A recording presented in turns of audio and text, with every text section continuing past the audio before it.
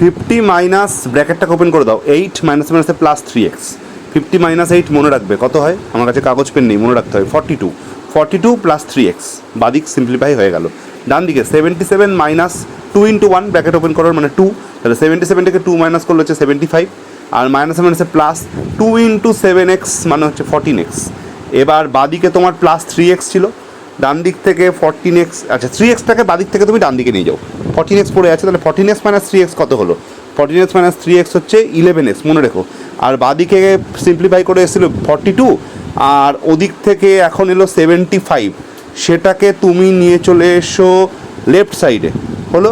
তাহলে লেফট সাইডে আনলে দেখো 42 মাইনাস 75 যাই হোক মাইনাসে অ্যান্সার আসবে, তাই তো? মাইনাস 33 আসবে যেটুকু আমার মনে হচ্ছে, হ্যাঁ 33 আছে। তো ডান দিকে পড়ে আছে হচ্ছে তোমার 11x, তাহলে 11কে ক্রস মাল্টিপ্লাই বা বজ্রগুণন করলে তাহলে x is equal to minus 33/11, তার মানে কত হলো -3।